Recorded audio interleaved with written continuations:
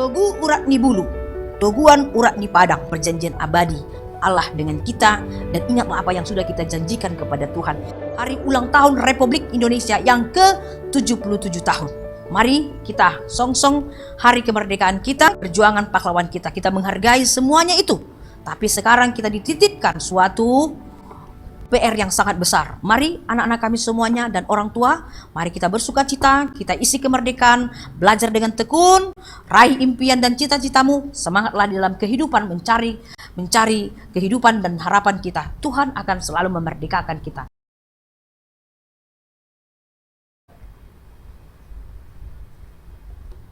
Shalom, Horas, buat kita semuanya, Amang, Inang, dan saudara-saudariku. Pada hari ini kita akan mendengarkan firman Tuhan. Sebelumnya kita berdoa. Damai sejahtera Allah yang melampaui segala akal akan memelihara hati dan pikiranmu dalam Kristus Yesus Tuhan kita. Amin. Saudaraku yang terkasih dalam Yesus Kristus, firman Tuhan yang menyapa kita pada hari ini tertulis dalam kitab Yesaya pasal 55 ayat 3. Demikian firman Tuhan. Sendengkanlah telingamu dan datanglah kepadaku, dengarkanlah, maka kamu akan hidup. Aku hendak mengikat perjanjian abadi dengan kamu menurut kasih setia yang teguh yang kujanjikan kepada Daud. Topik hari ini mengatakan perjanjian abadi. Ada peribahasa kita orang Batak mengatakan demikian. Togu urat ni bulu, toguan urat ni padang. Togu ni dok ni uhum, toguan ni dok ni padan. Artinya adalah memaknai tentang perjanjian abadi. Perjanjian yang teguh, kuat, yang berurat, tertanam, dan hidup, lestari, dan tidak akan punah, dan akan selalu diingat dan dikenang oleh semua orang. Dan janji itu, padan itu akan tetap lestari. Sama halnya kalau kita mempelajari Alkitab yang berisi tentang perjanjian lama dan isi dari perjanjian baru. Bagaimana Allah berjanji di hadapan manusia. Yang dikatakan adalah perjanjian abadi. Alkitab adalah merupakan suatu isi dari perjanjian abadi antara Allah kepada manusia ciptaannya. Perjanjian abadi yang penuh kasih. Perjanjian abadi yang setia.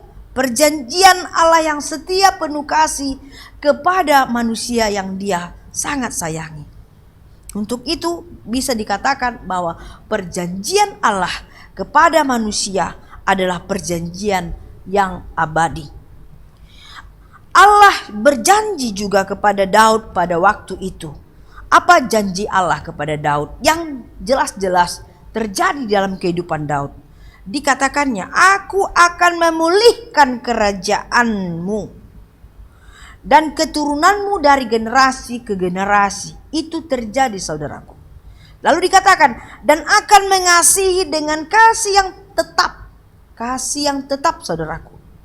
Dan ketika umat Allah mau bertobat dan kembali kepada Allah, maka mereka akan hidup. Ini adalah perjanjian Allah kepada Daud. Dikatakan tadi bahwa dipulihkannya kerajaan Daud. Keturunannya akan selalu lestari, berseri, generasi ke generasi. Dan Dia akan mengasihi Daud dengan kasih yang tetap tidak berubah. Kasih cinta Tuhan kepada Daud dan keturunannya tidak akan berubah. Dan begitu juga, tapi dengan ketentuan, semua janji itu akan terlaksana ketika umat Tuhan mau bertobat dan kembali kepada Allah. Lalu mereka akan hidup bersama dengan Tuhan. Janji yang harus disertai dengan perbuatan, komitmen yang jelas di hadapan Tuhan. Tapi coba kita lihat, kapanpun dan ketika apapun kita pelajari tulisan di dalam Alkitab kita ataupun buku-buku teolog yang dituliskan oleh pakar teolog, dituliskan di situ, ketika Allah berjanji kepada manusia, sebenarnya semua tergenapi. Janji Allah itu adalah janji yang pasti, tidak berubah, pasti akan dilaksanakan. Dan karena Allah tidak pernah mau ingkar janji. Kalau Tuhan Allah mengatakan, aku akan memberkati engkau dengan keturunanmu juga, itu terjadi. Aku akan selalu menggiring engkau, membawa engkau ke tanah dari engkau, hai Abraham, dari Ur Kasdim menuju Kanaan. Terjadikah? Terjadi. Semua apapun yang dijanjikan oleh Tuhan kepada manusia itu pasti terjadi. Dan Allah tidak pernah ingkar janji. Karena janji Allah adalah perjanjian yang abadi. Nah, sekarang saudaraku, mari kita lihat, kita cek and recheck, kita evaluasi diri kita. Pernahkah kita berjanji ke hadapan Tuhan? Pernah, saudaraku. Buktinya, pada saat seorang laki-laki dan perempuan berjanji dalam pernikahan yang kudus melalui hambanya di gereja, laki-laki itu dan perempuan itu berjanji kepada Tuhan akan hidup setia. Seumur hidup mereka akan setia satu dengan yang lain. Begitu juga cinta Tuhan yang diberikan kepada mereka. Mereka akan menghormati rasa cinta itu dan akan melestarikan cinta itu. Tidak akan mendua, tidak akan pergi kemana. Tetapi mereka akan hidup bersama, sehidup dan semati, suka dan duka. Janji setia, janji yang abadi. Tapi kalau kita lihat, banyak sekali penyakit-penyakit pikiran karakter manusia yang selalu pura-pura lupa dengan janjinya dan tidak setia di hadapan Tuhan, ingkar janji, dan akhirnya mereka berpisah dan bercerai. Itu adalah pelanggaran dosa, saudaraku. Begitu juga, pernahkah orang tua berjanji kepada Tuhan dengan diberikan mereka keturunan anak marboru manang maranak nasida? Pernah. Ketika orang tua membawa anaknya di hadapan hamba Tuhan di gereja, ketika dibaptis anak-anaknya, mereka berjanji kepada Tuhan. Apa janjinya? Apa janji orang tua? Yaitu akan mendidik anak yang diberikan oleh Tuhan dan mengajarkan kepada anak-anaknya tentang firman Tuhan, supaya melalui orang tua anak-anak itu mengenal Allah, menjadi keselamatan bagi mereka. Tapi apa yang terjadi? Orang tua tidak memiliki waktu untuk mendidik anaknya, apalagi mengajarkan tentang firman Allah. Yang ada adalah ketika mereka ditanya oleh anaknya, mereka tidak bisa jawab tentang firman Tuhan. Ketika mereka berjumpa dengan hari Minggu, anak-anaknya tidak dibawa bergereja, bahkan modom di Jabuna. Dari manakah mereka bisa mengingat janjinya? Ketulusan hatinya waktu mereka membawa anaknya dibaptis, berjanji mendidik dan mengajarkan tentang firman Tuhan. Semua lari dari perjanjian itu. Dan begitu juga dengan kita yang selalu kalau mengucap janji kepada Tuhan, ya Tuhan, saya akan mendengarkan firman-Mu, saya akan mempelajari firman-Mu, dan saya akan melaksanakan firman-Mu, dan saya akan setia dengan firman-Mu Tuhan. Tetapi kenyataannya, saudaraku, apa yang kita lakukan? Jangankan mendengar, jangankan mempelajari, jangankan kita setia. Yang ada adalah kita pura-pura lupa dan akhirnya sungguh-sungguh melupakan. Kita tidak mempelajarinya. Kita adalah termasuk dengan orang yang ingkar janji. Kalau itu yang kita lakukan. Untuk itu, melalui firman Tuhan dalam nats ini, ingatlah akan perjanjian abadi Allah dengan kita, dan ingatlah apa yang sudah kita janjikan kepada Tuhan.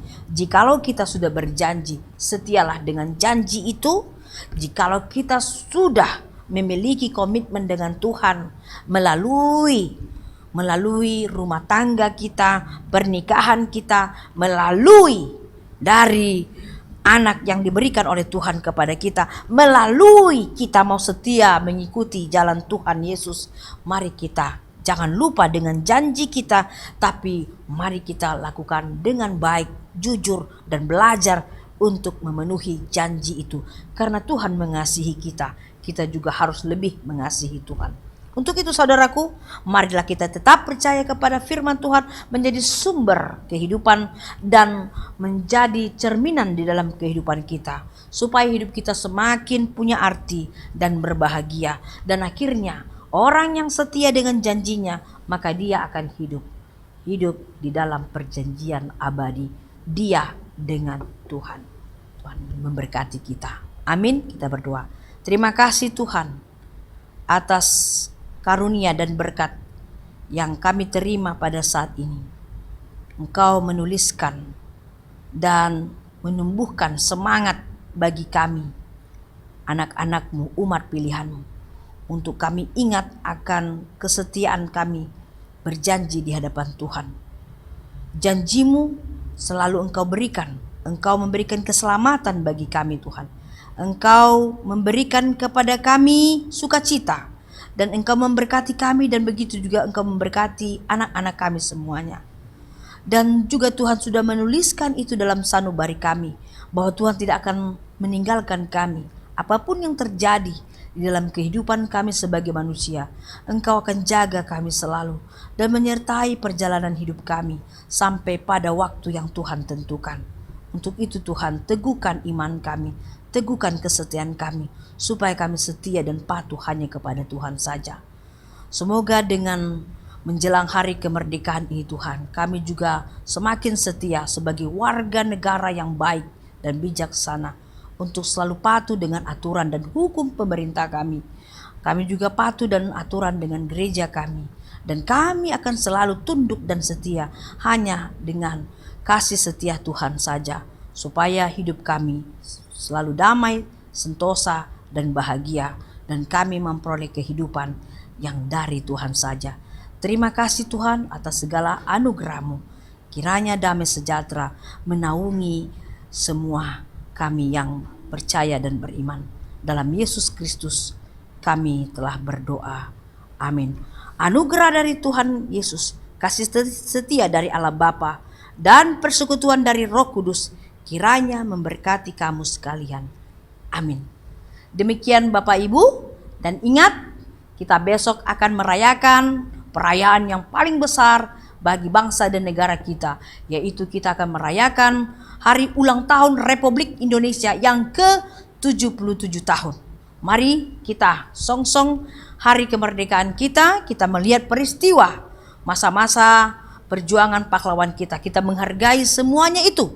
Tapi sekarang kita dititipkan suatu PR yang sangat besar. Mari anak-anak kami semuanya dan orang tua, mari kita bersuka cita, kita isi kemerdekaan, belajar dengan tekun, raih impian dan cita-citamu, semangatlah di dalam kehidupan mencari kehidupan dan harapan kita. Tuhan akan selalu memerdekakan kita.